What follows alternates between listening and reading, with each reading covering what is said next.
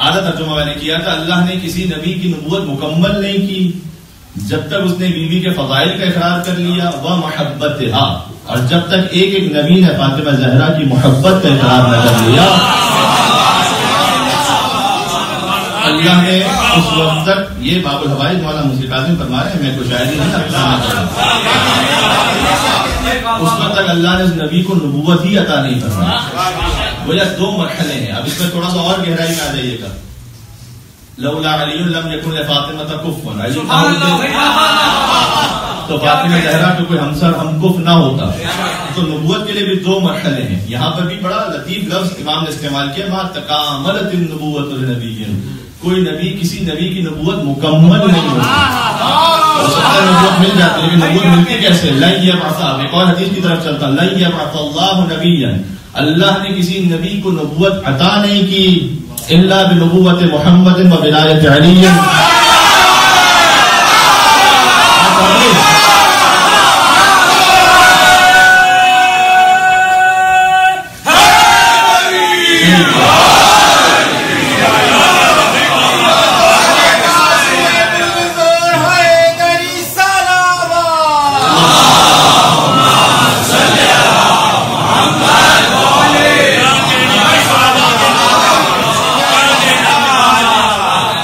نبی کی بعثت کے لیے ضروری ہے کہ وہ نبوت محمد پر ایمان رکھے اور ولایت علی پر ایمان رکھے۔ نبوت کی تکمیل کے لیے ضروری ہے کہ وہ شہزادی کونین کے فضائل اور محبت کا اقرار کرے۔ بس یہی معاملہ ایمان کے ساتھ بھی ہے۔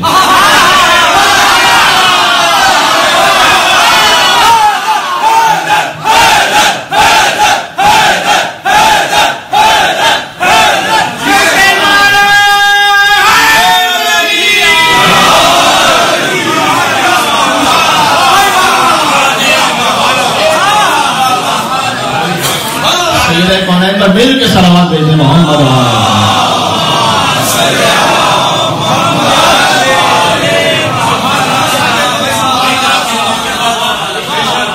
تو ایک ہے اعطائے نبوت کی منزل، بعثت انبیاء کی منزل، لن یبعث اللہ نبیا، اللہ نے کسی نبی کو مبعوث نہیں کیا الا بنبوت محمد و ولایت علی۔ دوسری منزل ہے نبوت کی تکمیل کی، ما تکاملت النبوۃ لنبی حتی قر بحفظھا و محبتھا، اللہ نے نبی کی نبوت مکمل نہیں کی جب تک اس نے بیوی کی محبت اور فضائل کا اقرار نہ کر لیا۔ اور یہی سے بات سمجھ میں آتی ہے ایک اور حدیث سے، اگر آپ ساتھ چل سکیں انشاءاللہ، کہ بات وہی کر رہا ہوں میں آپ کے سامنے کہ بظاہر کسی نبی کی فہرست میں نہیں، بظاہر کسی امام کی فہرست میں نہیں، لیکن ان کے بغیر کسی نبی کی نبوت مکمل نہیں ہوتی، ان کی محبت کے اقرار کے بغیر کسی نبی کی نبوت تکمیل تک نہیں پہنچتی۔ لہذا امام علیہ السلام سے جب کسی نے اس بارے میں سوال کیا، اب میں مفہوم عرض کر رہا ہوں کہ امام سے جب کسی نے پوچھا کہ آپ کی جدہ ماجدہ کے فضائل کیا ہیں، تو امام نے تشبیہ دی، یعنی انہوں نے سوال کیا کہ وہ امام نہیں ہے، وہ نبی نہیں ہے۔ امام نے تشبیہ دی کہ دیکھو نماز پڑھی ہے، دیکھا مولا جی نماز پڑھی ہے، کیا سورہ فاتحہ، فاتحۃ الکتاب جس کو کہتے ہیں، سورہ الحمد، لا صلاۃ الا بفاتحۃ الکتاب، کوئی نماز مکمل نہیں ہوتی جب تک سورہ الحمد نماز میں نہ پڑھ لی جائے۔ اس کے بعد امام صاحب نے شے بیان فرمائی، کہا دیکھو ہو سکتا ہے کہ یہ بات جواب کے لیے اس زاویے سے نہیں بات ہو، لیکن اصل میں جو پہلا سپارہ ہے قرآن کا وہ شروع ہوتا ہے الف لام میم سورہ بقرہ سے۔ فاتحۃ الکتاب وہ ہے کہ جس سے کتاب کا افتتاح ہے، یعنی سورہ فاتحہ کسی سپارے میں نہیں ہے لیکن اس کے بغیر کسی سپارے کا آغاز بھی نہیں ہے۔ امام نے کہا ہماری جدہ آئمہ میں نہیں ہے، لیکن ان کے بغیر امامت کا آغاز بھی نہیں ہے۔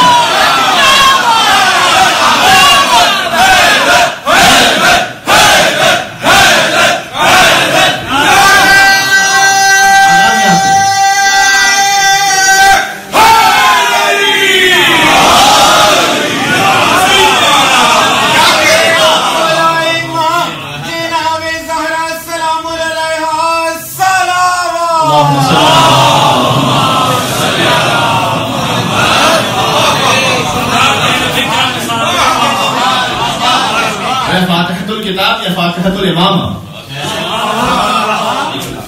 امامت کا آغاز کرنے والی بیوی، جہاں سے در حقیقت امامت کا آغاز ہے، جو انسانیت کو رسالت سے امامت تک پہنچانے والی ہے۔ جو ہم نے بیوی کی شہادت کی مجالس میں ایک حدیث قدسی عرض کی تھی کہ لولاک لما خلقت الافلاک ولولاک لما خلقت علی ولولاک فاطمہ لما خلقتکما، اگر اے حبیب آپ نہ ہوتے تو اس کائنات کو خلق نہ کرتا، اور اگر علی نہ ہوتے تو آپ کو بھی خلق نہ کرتا، اور سیدہ نہ ہوتی تو آپ دونوں کو خلق نہ کرتا. فاتحہ یہاں سے آغاز ہے، ہدایت کا آغاز اس طرح سے. اس لیے جب فاطمہ زہرا تک پہنچ گیا وہ علی مرتضیٰ تک بھی آ گیا، وہ محمد مصطفیٰ تک بھی آ گیا. بیوی کی جو ذات ہے وہ اس طرح سے مرکزی حیثیت رکھتی ہے. لہٰذا اللہ نے دنیا میں تشریف آوری میں بھی، اب میں پڑھتا جا رہا ہوں، آپ انشاءاللہ ساتھ دیتے جائیے گا اور میں کہتا جاؤں گا. اسی لیے اللہ سبحانہ و تعالیٰ نے خاص اہتمام برتا ہے.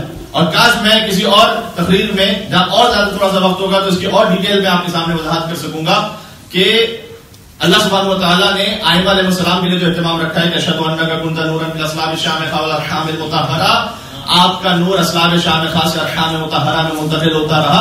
اور یقین فرمائیے گا یہ ایک ہی وہ بلڈ لائن ہے. یہ جو ہم سے اعتراض و سوال کیا جاتا ہے کہ شیعہ حضرات نے یہ کر لیا کہ جیسے عرب میں قبائلی اور جاہلیت کے جو دور میں ہوتا تھا کہ ایک خاص قبیلے کو بڑی امپورٹنس دیتے تھے، شیعوں نے بھی یہ کہا کہ وہ ایک خاص خاندان کو بہت اہمیت دیتے ہیں.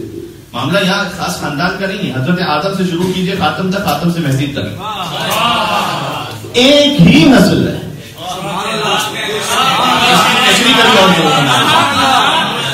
یعنی اللہ نے نسل نبوت اور نسل امامت، جہاں حضرت ابراہیم تک ایک سلسلہ پہنچا، ابراہیم کے 2 فرزند ہوئے، اسماعیل اور اسحاق، اسحاق سے عیسیٰ تک، اسماعیل سے سرکار ختم مرتبہ تک. گویا مہدی سے خاتم تک جائیے، خاتم سے حضرت آدم تک جائیے تو ایک ہی بلڈ لائن ہے.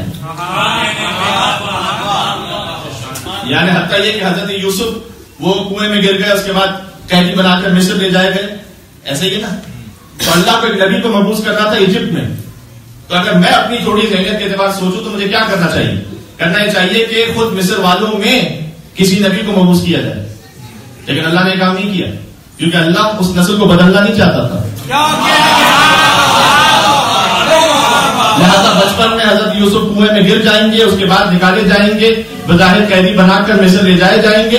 یعنی اللہ نے یہ سارا سسٹم کیا تاکہ وہ بچپن میں وہاں پہنچ جائیں، انہی کے درمیان بڑے ہوں، تاکہ جب وہ نبوت کا اعلان کریں تو قابل قبول ہو لوگوں کے لیے. یہ سارا اہتمام اللہ نے کر لیا، لیکن اس نسل نبوت اور امامت کو تبدیل نہیں کیا اللہ نے. یہ اتنا خاص اہتمام ہے. اور اسی لیے میں آپ سے گزارش کروں گا کہ جو سادات تشریف فرما جو اسی جنریشن سے آتے ہیں، آپ سوچ لیجیے گا کیا ذمہ داری ہے. یہ کوئی معمولی بات نہیں ہے کہ اللہ نے جہاں حضرت آدم سے لے کر جو سلسلہ آخر تک رکھا ہے اور اسی سلسلے سے آپ موجود ہیں، تو پھر عمل کے اعتبار سے کتنی بڑی اہم ذمہ داری بن جاتی ہے کہ جو اس نسل کا وارث ہے اسے کتنا محتاط ہونا چاہیے اپنے عمل میں. کہ کون لنا زینا والا تکون علینا شیئا، کہ ہمارے لیے باعث زینت بننا، باعث شرم و حیا نہ بننا. یہ ویسے سارے مومنین کے لیے در حقیقت، لیکن جو نسل سادات میں سے انہیں اس بات کا اہتمام کرنا پڑے گا کہ وہ باعث زینت بنے، کچھ اور نہ بنے. بات پہنچ رہی ہے؟ اچھا ہاں، اس پہ کون سبحان اللہ کہتا ہے؟ اتنا مشکل ہوتا ہے اس پہ سبحان اللہ کہنا. ارے میں سلوات بھجوا دیتا ہوں، بہت مزہ آ رہا ہے.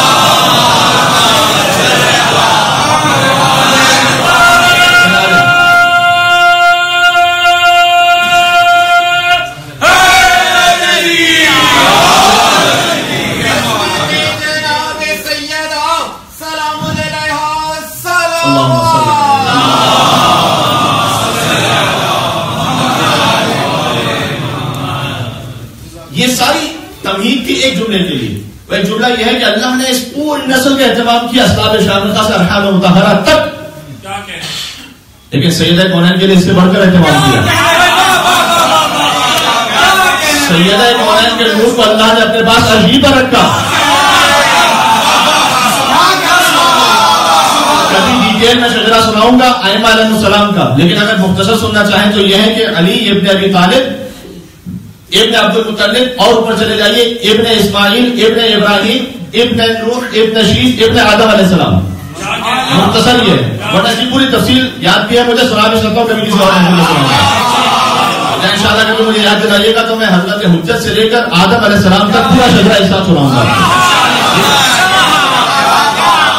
اچھا یہ جو ہے پورا سلسلہ، اور اس کے لیے حوالے میرے پاس توریت سے بھی ہیں، تاریخ ابن خلدون سے بھی ہیں، اور دوسری کتابوں سے بھی ہیں. لیکن یہ تو علی کے لیے اہتمام ہو گیا، سیدہ کونین کا نظر میں طاہر کیا ہے. فاطمہ بنت محمد بلا فصل از نور خدا.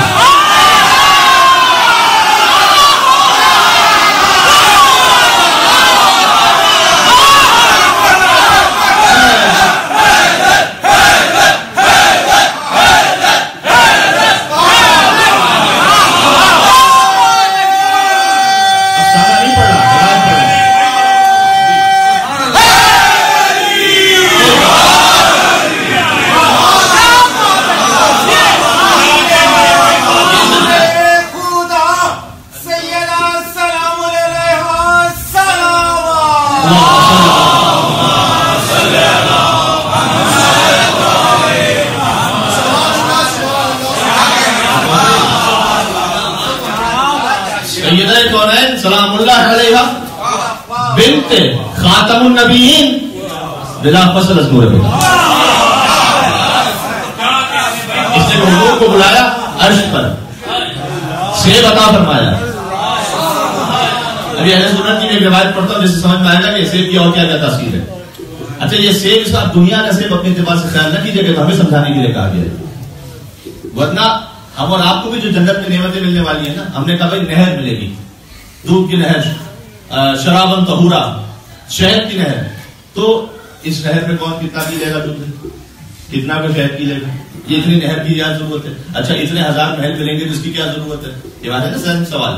تو مولا کائنات نے فرمایا کہ جنت کی ہر چیز کو دیکھنا اس کے سننے سے بہت بڑا ہوگا، اس سے عظیم ہوگا. ٹھیک ہے نا، جتنا آپ نے سنا ہے اور جو سوچا ہے اس سے زیادہ عظیم ہوگا. جب جا کے دیکھیں گے تو سمجھ میں آئے گا. اس لیے کہ ہماری حیثیت اس کو جنت کے مقابلے میں ویسے جیسے شکم مادر میں بچہ اس کی حیثیت دنیا کے بارے میں. آپ ان کو دنیا کے بارے میں سمجھاتے جائیے، جو شکم مادر میں کیا سمجھ لے گا وہ، کتنا سمجھ لے گا وہ، کتنے سمندر ہیں یہاں پر، کتنی بلڈنگ ہیں یہاں پر، کیا سمجھ لے گا؟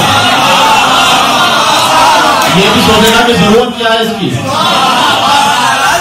جب دنیا میں آئے گا تو پھر سمجھ میں آئے گا آپ کو شعور کے بعد کہ پھر کیا ضرورت ہے ان سب چیزوں کی.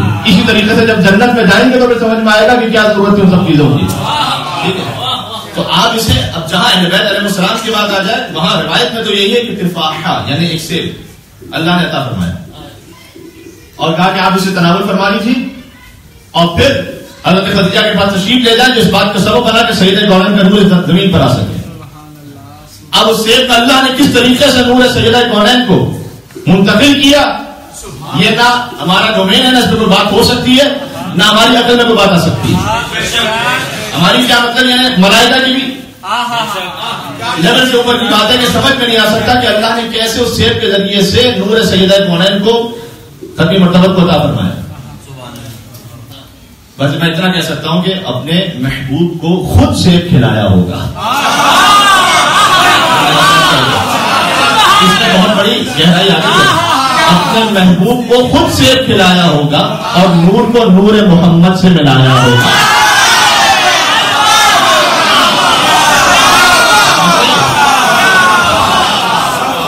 نور کو نور محمد سے ملایا ہوگا اور تیری تخلیق سے پہلے ہی خدا تعالیٰ نے، نہیں اس سے پہلے ایک اور، حسن کونین کو شاہکار سراپا دے کر نور کو نور محمد سے اپنے محبوب کو خود سیب کھلایا ہوگا، نور کو نور محمد سے ملایا ہوگا اور اس نے کونین کو شاہکار سراپا دے کر تب کہیں فاطمہ زہرا کو بنایا ہوگا. اور تیری آمد کی خبر سورہ کوثر میں بیان کر کے رنجیدہ محمد کو ہنسایا ہوگا. اور تیری تخلیق سے پہلے ہی خدا تعالیٰ نے، تیری تخلیق سے پہلے ہی خدا تعالیٰ نے تیرا ہم پلہ تیرا کف بنایا ہوگا. یہ ہمارا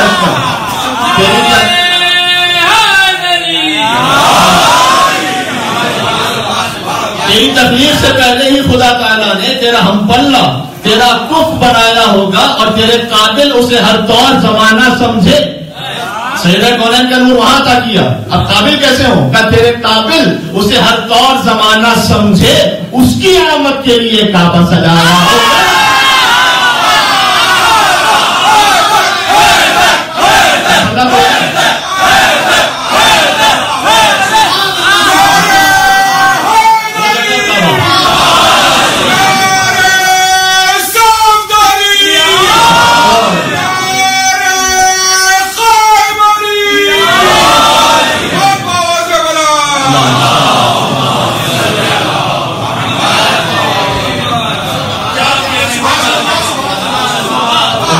کو خود سیب کھلایا ہوگا، نور کو ایک منزل باقی ہے، نور کو نور محمد سے ملایا ہوگا، اور تیری تخلیق سے پہلے ہی خدا تعالیٰ نے تیرا ہم پلہ تیرا کف بنایا ہوگا، اور اسے تیرے قابل اسے ہر طور زمانہ سمجھے، اس کی آمد کے لیے کعبہ سجایا ہوگا. بہت غور کیجیے گا. اور اس کے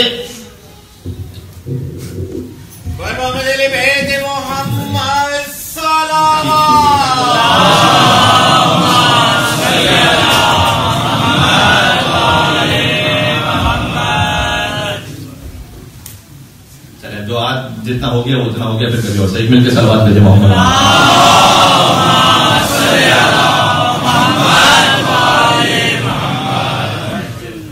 لہذا سرکار ختمی مرتبت کو بلایا اور نور سید کونین سلام علیہ عطا فرمایا، اور جب وہ نور عطا فرما دیا حضور تشریف لائے. حضرت خدیجہ سلام اللہ علیہ کے ذریعے اللہ نے یہ اہتمام رکھا کہ نور سید کونین اس دنیا میں آ سکے. اور جب وہ نور دنیا میں آ گیا، دیکھیے اس میں اب جتنا ولایت کا اظہار آپ کھل کے کرتے ہیں، لیکن جہاں برات کا اظہار ہو تو فی الحال دل میں کیجیے گا اسے. ٹھیک ہے، دیکھیں کیونکہ جہاں جہاں تک آواز جا رہی ہوتی بدل تو روایت ہے، اور وہ ہے حضرت عائشہ رضی اللہ تعالیٰ عنہ سے. میں نے کہا تھا ٹھیک ہے، مل کے صلوات بھیجے.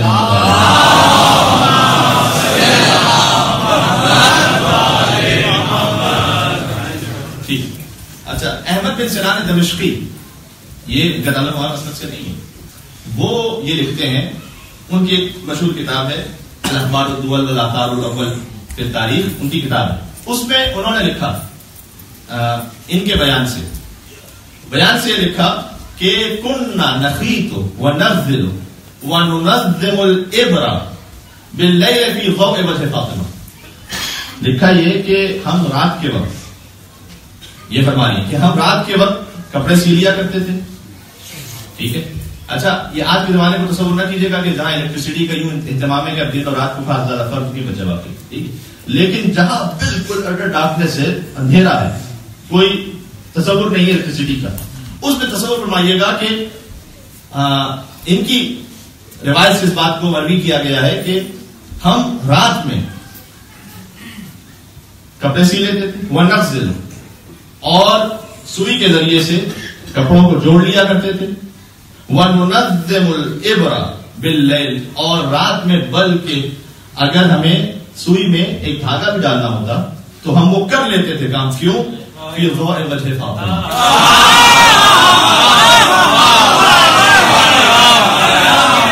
کیونکہ شہزادی کے چہرہ انور سے وہ نور ظاہر ہو رہا ہوتا تھا.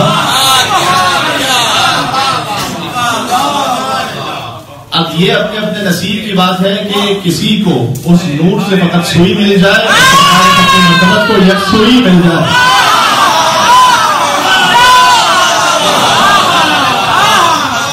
علی کی اپنی اپنی حیثیت ہے، کوئی سوئی تک ہے، کوئی یک سوئی تک ہے. فرمایا کہ ہم رات کو کپڑے سی لیا کرتے تھے، اور بلکہ اتنی زیادہ روشنی ہوتی تھی کہ ہم سوئی میں اس دھاگے کو بھی ڈال دیتے تھے. کیوں؟ اس لیے کہ فاطمہ زہرا سلام اللہ علیہا کے چہرے سے نور برآمد ہو رہا ہوتا تھا. اب سنیے گا، اذا اقبلت فاطمہ، اور جب بی بی تشریف لاتی تھی، کانت مشیتها مشیت رسول اللہ، تو وہ ایسے چل رہی ہوتی تھی کہ ایسا لگتا تھا جیسے سرکار ختمی مرتبہ تشریف لا رہی ہے. میں کہنا یہ چاہ رہا ہوں کہ سیدہ، جہاں سے بات کا آغاز ہوا تھا کہ سیدہ بظاہر اس نبوت کی فہرست میں نہیں ہے نا جملہ ذہن میں، لیکن اس قابل ضرور ہے کہ نبی بن جائے. علی اس قابل ضرور ہے کہ نبی بن جائے. حسن اور حسین اس قابل ضرور ہیں کہ عہدے نبوت کو تحمل کر سکیں. لیکن اب نبوت کا فنکشن ختم ہو گیا ہے، نبوت کی ضرورت ختم ہو گئی ہے. اس لیے کہ نبی کہتے ہیں خبر پہنچانے والے کو، اور آسمانوں میں علی ولی اللہ کے بعد کوئی بڑی خبر باقی ہی نہیں بچی ہے.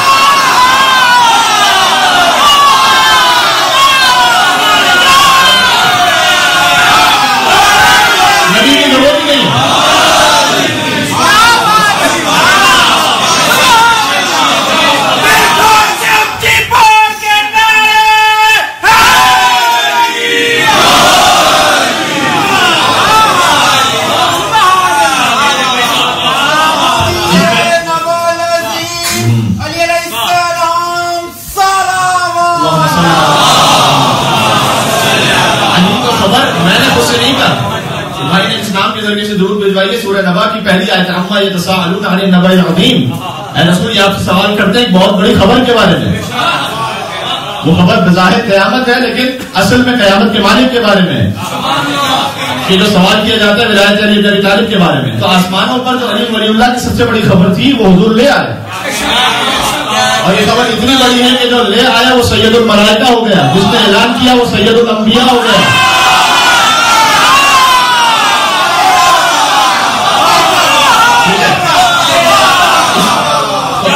یہ خبر جو آسمانوں سے آ چکی ہے زمین پر, اب کسی خبر کی ضرورت نہیں.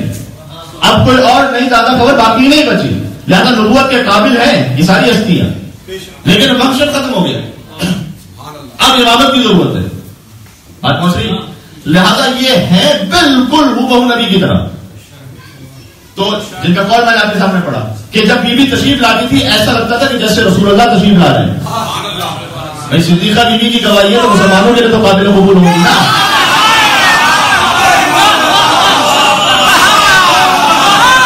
کسی اور کے لیے قابل قبول ہو یا نہ ہو, لیکن سارے مسلمانوں کے لیے قابل قبول ہوگی. اس لیے تو ان کی گواہی کو پیش کر رہا ہوں کہ جب بی بی آتی تھی یعنی سیدہ کون ہے تو ایسا لگتا تھا کہ جیسے رسول اللہ تشریف لا رہے ہوں. ایک جملہ فرمایا صلی اللہ علیہ وسلم ہے کتاب میں, لیکن مجھے تو جانتا ہے ترجمے میں صلی اللہ علیہ وآلہ وسلم کے وَكَانَتْ لَا تَحِيزُ قَطُّ. اور بیوی کی زندگی میں کبھی وہ ایام تھے ہی نہیں کہ جو آپ خواتین کی زندگی میں ہوتے ہیں. وہ گواہی دے لِأَنَّهَا خُلِقَتْ مِنْ تِفَاحَةِ الْجَنَّةِ. میں ادھر ادھر ڈائیورٹ نہیں ہوا. یہ وہ وجہ بیان فرما رہی کہ ایسا کیوں تھا. ایسا اس لیے تھا کہ اللہ نے سیدہ کونین کو جنت کے سیب سے خلق فرمایا تھا. اور جنت میں کوئی آلودگی نہیں ہے. امام علیہ السلام سے جب ہم بھی جنت میں پہنچیں گے تو امام علیہ السلام سے جب سوال کیا گیا تھا کہ جنت میں جب غذا کھا رہے تو اس کا ویسٹیج کہاں پر ہے, تو امام نے دو مثالیں دی تھی. ایک تو یہ فرمایا تھا کہ جب شکار مادر میں بچے کو غذا پہنچتی ہے اس کا ویسٹ کہاں پر ہے. اللہ چاہے تو اہتمام کر سکتا ہے کہ غذا بھی دے,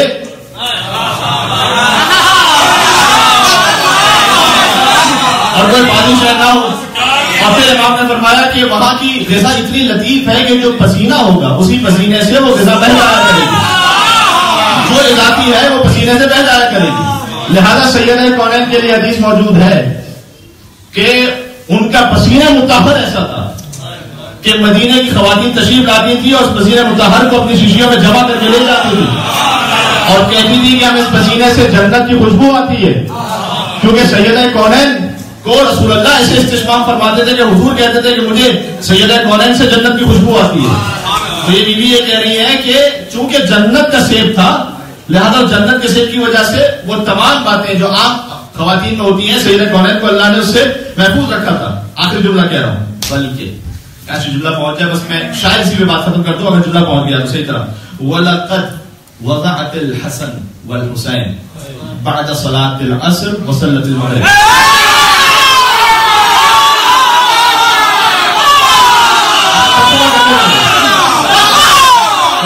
یہ وہ بیوی کہہ رہے ہیں, ہمارے یہاں تو نہیں تھا لیکن میں اس ریفرنس سے سنا رہا ہوں کہ چونکہ جنت کے سیب سے ان کی دنیا میں تشریف آوری ہوئی لہذا وہ تمام نجاستوں سے پاک تھی, لہذا بطول تھی. پھر فرمایا کہ وَلَقَدْ وَضَعَتِ الْحَسَنُ وَالْحُسَيْنُ, حسن اور حسین کی ولادت ہوئی بعد صلاۃ العصر, عصر کے بعد وصلت المغرب, اور بیوی نے مسلم بنا کر مغرب کی نماز پڑھی.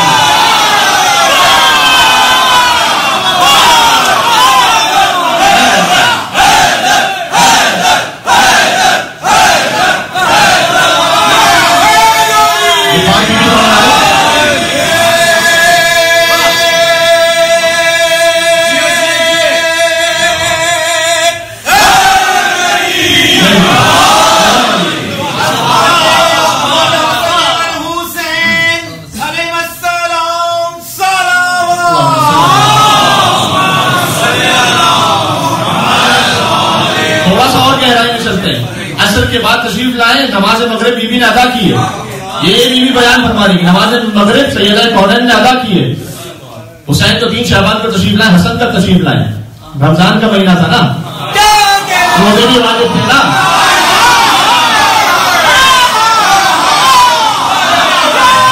شرعی مسئلے کے اعتبار سے کس خاتون پر روزہ واجب ہوتا ہے؟ واجب اس پر ہوتا ہے کہ جس پر نماز واجب ہے، روزہ بھی واجب ہے۔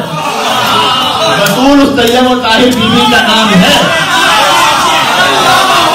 جن کے بچوں کی ولادت کے دوران نہ ان سے روزہ چھوٹا تھا نہ ان سے مسلمان چھوٹا تھا۔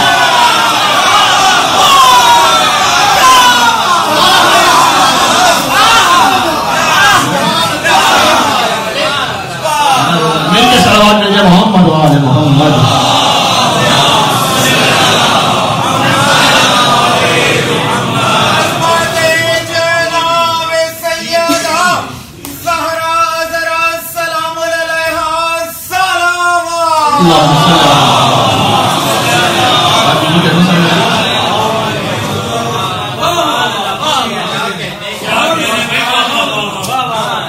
بیوی کی آواز کی بات ہو رہی ہے۔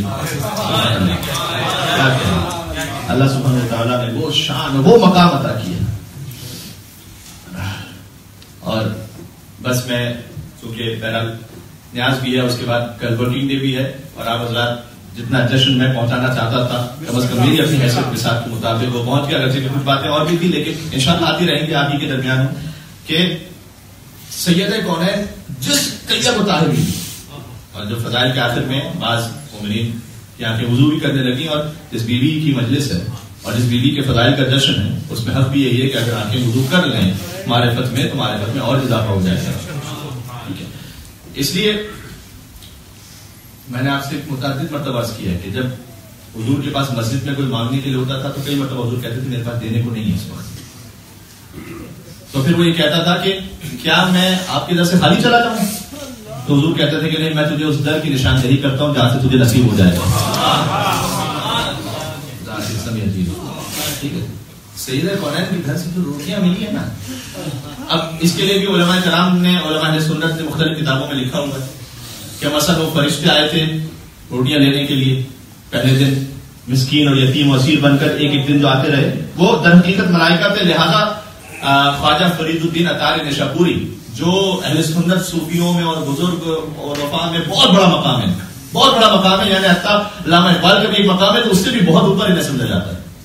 انہوں نے لکھا ہے کہ گزشتے از این جہان وصف سنادش، گزشتے از آن جہان وصف سہنانش، یعنی کیا فرمایا کہ یہ گھر وہ ہے کہ گزشتے از این جہان وصف سنانش، سنان کہتے ہیں نیزے کو، تلوار مراد یہاں پر، اور سنان کو ہی اگر بریک کرتے ہیں تو سہ نان، سہ یعنی تین، فارسی میں شعر ہے، اور نان روٹیاں۔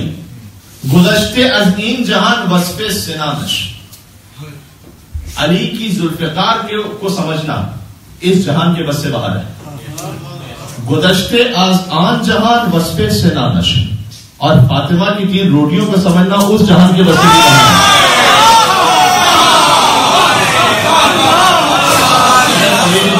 نشاپوری کا شعر پڑھا آپ علی کی ذوالفقار، لا فتح الا علی لا سیف الا ذوالفقار، اس جہاں میں کوئی ایسا نہیں جو ذوالفقار کی عظمت کو سمجھ سکے۔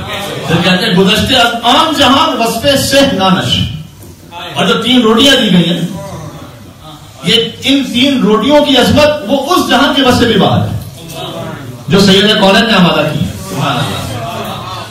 بات پہنچ رہی ہے؟ اچھا، جب آسمان والے آتے ہیں فقیر بن کر در سیدہ پر، اور عرش والوں کو در سیدہ سے خیرات ملتی ہے، کتنا ناراض ہوتا ہوگا وہ اللہ کے جو فرش والے، جب فرش والوں کو یہ دیکھتا ہوگا کہ وہ در سیدہ کو چھوڑ کر ڈائریکٹ اللہ سے مانگنے کے سلسلے میں ہے، تو خدا کی آواز تو آتی ہوگی کہ میں تو عرش والوں کو در سیدہ پہ مانگنے کے لیے بھیج رہا ہوں، تو فرش والا ہوتا ہوا در سیدہ کو چھوڑ کر براہ راست ان کا لانا چاہتا ہے۔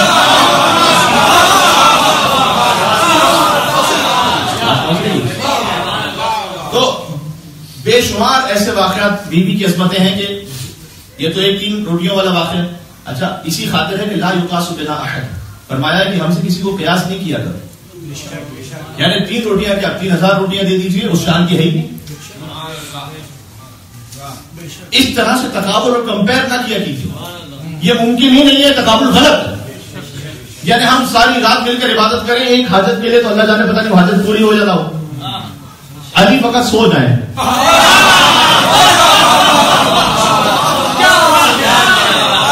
اور ہمیں نہیں ملتا تاریخ میں کہ اس رات میں علی نے نماز شب پڑھی ہو، نہیں ملتا ہمیں تاریخ میں، سوتے رہے تھے، نماز شب بھی بظاہر نہیں پڑھی۔ وہ علی کا سونا نماز شب پڑھنے سے افضل ہے اس وقت. ٹھیک ہے. اور اللہ تعالیٰ کہتے ہیں ومن الناس من یشری نفسہ ابتغاء مرضات اللہ واللہ رؤوف بالعباد. انسانوں میں ایک ایسا ہے کہ جب سو جاتا ہے تو اپنے نفس کو بیچ کر مرضی پروردگار کو خرید لیتا ہے. آپ روٹیاں دے دیجیے کچھ نہیں نازل ہونے والا, لیکن جب یہ 3 روٹیاں دے دے تو سورہ دہر قصیدہ بن کر نازل ہوتا ہے. اور کوئی کتنی انگوٹھیاں دیتا رہے کوئی نازل نہیں ہونے والا, لیکن جب علی دے دیں تو پھر آئے ولایت نازل ہو جائے. اس لیے سید کونین کے پاس حضور خود بھیجتے تھے, اور حضور خود بھیج کے کہتے تھے کہ جاؤ اس وقت. اچھا حضور چاہتے تو زمین و آسمان میں سے کیا کچھ اس فقیر کو عطا نہیں کر سکتے, لیکن یہ اصحاب کے سامنے تعارف کروانا تھا اس گھر کا. خود کیا نہیں دے سکتے تھے, تعارف کروانا تھا کہ اب میں تمہیں ایک ایسے گھر کی نشاندہی کر رہا ہوں کہ یہاں سے جاؤ گے تو تمہیں نصیب ہو جائے. اور اس میں متعدد واقعات ہیں اور عجیب و غریب برکتوں کے واقعات ہیں. اور میں بہت ہی چھوٹا 2-3 جملوں کا ایک مرتبہ پیش کر کے بات ختم کر رہا ہوں تاکہ ہم بھی اپنی حاجات کو اسی انداز سے پیش کر سکیں, اسی جذبے کے ساتھ. کہ مثال کے طور پر ایک سائل آیا اور اس نے بیوی سے پھر طلب کیا, تو بیوی نے پہلے حسن اور حسین کے لیے جو بستر بچھا دی وہ بستر دے دیا. اس نے کہا کہ بستر لے جائے, اس سے بیچ کر اپنی حاجات کو پورا کر. تو اس نے کہا کہ اے بنت رسول میں شدید بھوکا ہوں, اس بستر کی اتنی قیمت نہیں ہوگی, میں مقروض بھی ہوں, لہذا میری حاجات اس سے پوری نہیں ہوں گی. تو سیدہ کونین نے وہ خاص گلوبند کہ جو علی مرتضیٰ نے عطا کیا تھا اس فقیر کو عطا کیا. اچھا یہ گلوبند وہ بیوی نہیں دے رہی ہے کہ مثال کے طور پر جس کے گھر میں دنیاوی دولت کے انبار ہوتی ہے. میں آپ سے ایک حدیث اور سناتا ہوں جس سے وہ مستورات, وہ میری مائیں بہنیں جو گھر کے کاموں پر انجام دیتی ہیں. یہاں کی جو سوسائٹی ہے نا, یہاں کی سوسائٹی میں فیل کبھی کبھار ایسا ہوتا ہے کہ خاتون جو ہاؤس وائف ہے گھر میں خدمت کر رہی ہے, ایسا لگتا ہے جیسے یہ تو کچھ بھی نہیں کر رہے, یہ تو اپنا وقت محض ضائع کر رہے ہیں, ان کا تو کوئی کام ہی نہیں. اصل تو پروفیشنل وہ ہے کہ جو ایک خاتون کہ جو جاتی ہیں آفس میں جا کے کام کر رہی ہیں, مثال کے طور پر کوئی باقاعدہ جاب کر رہی ہے. دیکھیں ہر ایک کی چوائس اپنے اپنے مقام پر, اس سے تو میں کچھ نہیں کہہ سکتا, چوائس تو اپنے مقام پر ہے. میں یہ بھی نہیں کہہ رہا کہ کوئی شرم حرام ہے, میں یہ بھی نہیں کہہ رہا, شرائط کے ساتھ جائز بھی ہے. لیکن اصل معیار کیا ہے ہمارے پاس؟ اصل معیار مغرب کی تہذیب ہے یا اصل معیار سنت فاطمہ زہرا؟ اور میں آپ کے سامنے جو حدیث عرض کر رہا تھا, اچھا بیان عنوان علامہ جس نے لکھا اور بھی بزرگان نے لکھا ہے کہ حضور نے بیوی کو دیکھا کہ اس حالت میں تشریف لائی کہ کساء من اجلۃ الابل, ایک چادر ہے, وہ کسا والی چادر نہیں کیونکہ بیوی کے پاس مختلف چادریں رہی ہیں. ایک چادر ہے کہ جو اونٹ کی کھال سے بنی ہوئی چادر ہے جو اس وقت میسر تھی بیوی کے پاس, یعنی بڑی درست. وہ بیوی نے اپنے اوپر ڈالی بھی حجاب کی خاطر, وہی تطحن بیدہا, اور اپنے بالکل بائیں نہیں ترجمہ کر رہا, اپنے ہاتھوں سے آٹا گوندھ رہی. وترضع ولدہا, اور ولد لکھا ہے یعنی اپنے کسی بچے کو, ان کی شیرخواری بھی ہو رہی ہے اور ان کو ساتھ, جیسے ایک ماں اپنے بچے کو رکھتی ہے ویسے ساتھ ہو رہا ہے سلسلہ. رسول اللہ نے دیکھا فدمعت عینا رسول اللہ, رسول اللہ کی آنکھوں سے آنسو جاری ہوئے. پھر فرمایا کہ تعجلی مرارت دنیا بحلاوت الاخرہ. اے سیدہ, یہ حضور سیدہ سے کہہ رہے ہیں یا آنے والی ماؤں بہنوں سے کہہ رہے ہیں کہ جو قیامت تک آئیں گی؟ فرمایا کہ تعجلی مرارت دنیا بحلاوت الاخرہ, دنیا کی یہ تھوڑی سختی برداشت کر لینا, بحلاوت الاخرہ, آخرت کی شیرینی کی. تو بی بی نے اس کے سامنے سے کہا الحمدللہ علی نعمائہ والشکر للہ علی آلائہ, میں ہر نعمت پر جو تو نے مجھے عطا کی ہے تیرا شکر بجا لاتی ہوں. جب بیوی نے کہا تو آیت نازل ہوئی حضور پر ولا سوف یعطیک ربک فترضی, جو میں نے سلام کلام میں آیت پڑھی تھی. اے حبیب آپ کو ہم اتنا عطا کریں گے قیامت میں فترضی, کہ آپ راضی ہو جائیں, آپ راضی ہو جائیں. آپ نماز کیوں پڑھتے ہیں؟ نماز پڑھتا ہوں قربۃ للہ, اللہ راضی ہو جائے. روزہ رکھتا ہوں قربۃ للہ, اللہ راضی ہو جائے. زکات دیتا ہوں اللہ راضی ہو جائے. صلہ رحم کرتا ہوں اللہ راضی ہو جائے. والدین اللہ راضی ہو جائے. ساری انسانیت یعنی انبیاء سے لے کر آدم سے لے کر عیسیٰ تک اور ساری انسانیت تک ہر ایک کے دل میں یہ کہ میں جو کر رہا ہوں اس لیے کہ اللہ راضی ہو جائے. اللہ یہ چاہتا ہے کہ مجھ سے محمد مصطفیٰ راضی ہو جائے. آیت کریے وَلَسَوْفَ يُعْطِيكَ, ہم آپ کو اتنا عطا کریں گے بترضا, آپ راضی ہو جائیں. اور اللہ کیا عطا کرے گا؟ پانچویں امام نے فرمایا کہ الشفاعہ, میرے جد شفاعت سے کسی کم شے پر راضی نہیں, یعنی شفاعت اس میں ہم سب کا خیال ہے. یہ آیت پڑھ کے اب آپ مجھے بتائیے گا, میں نے عرض کیا کہ چوائس ہر ایک کے اپنے اوپر ہے, لیکن وہ خاتون کے جو گھر میں بیٹھ کر تربیت بھی کر رہی ہیں اور امور خانہ داری کو انجام دے رہی ہیں, آپ کے لیے شرم کی بات نہیں ہے, آپ کے لیے اعزاز کی بات ہے. آپ کے لیے یہ کسی یعنی کہتے ہیں گلٹی ہوتا ہے کوئی انسان کہ میں نے اتنا نہیں پڑھ سکی میں, یا میں نہیں, آپ کے لیے کسی قسم کی شرمندگی کی بات نہیں, آپ کے لیے فخر کی بات ہے کہ آپ سنت فاطمہ زہرا پر عمل کر رہے ہیں. آج کی مجلس کا میسج ہے اور درس سے لے جائیے گا.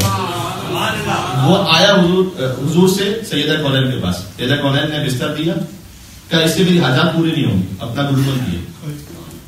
کہیں پر ہے کہ اپنا کوئی اور لباس جو امیر المومنین نے خاص ہدیہ کیا تھا ازدواج کے موقع پر وہ دیا, الگ الگ واقعات ہیں.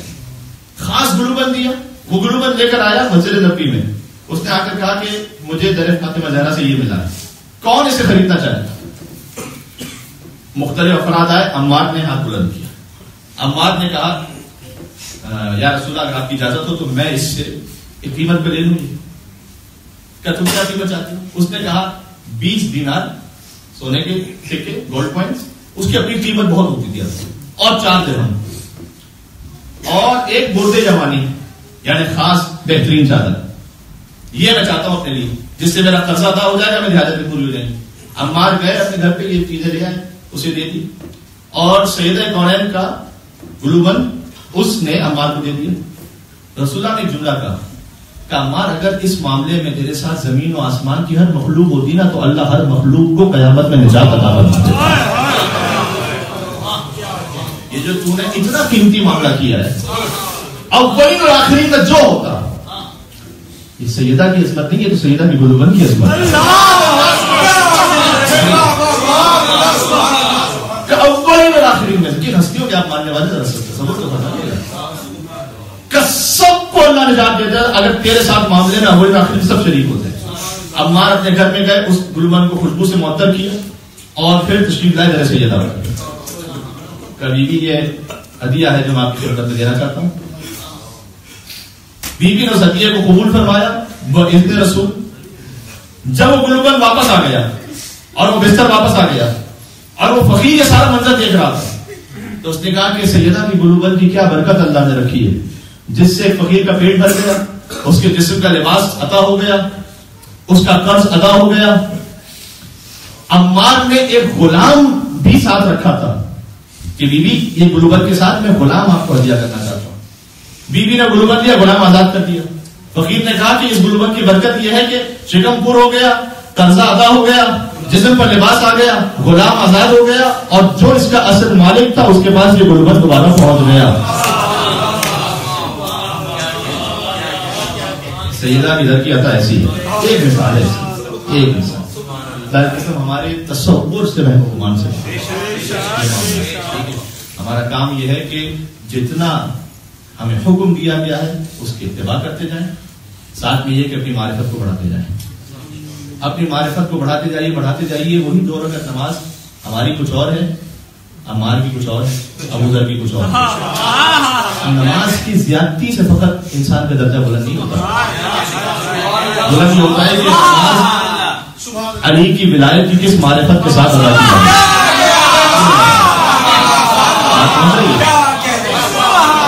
اور ان کے پاس فیض کی کمی نہیں ہے. یہ تو دریائے کرم ہے کہ جو بہہ رہا ہے, یہ تو لینے والے کے اوپر ہے کیا لے کر جائے. ایک نام سیدہ یقین فرمائیے کہ زندگی کو بدل دیتا ہے. بات یہ کہ کون کتنا لے کر جائے. آخری جملہ کیا ہے, اس کے بعد رسول کا جملہ پڑھوں گا کہ یہ آئے ہی اس لیے ہیں, اتنا بڑا فیض ہے ان کا, اتنا سمندر ہے کرم کا کہ یہ آئے ہیں کہ درندوں کو انسان بنا سکے. اور انسان کو مسلمان بنا سکیں، مسلمان کو سلمان بنا سکیں، اور سلمان کو اہل بیت میں شامل کریں.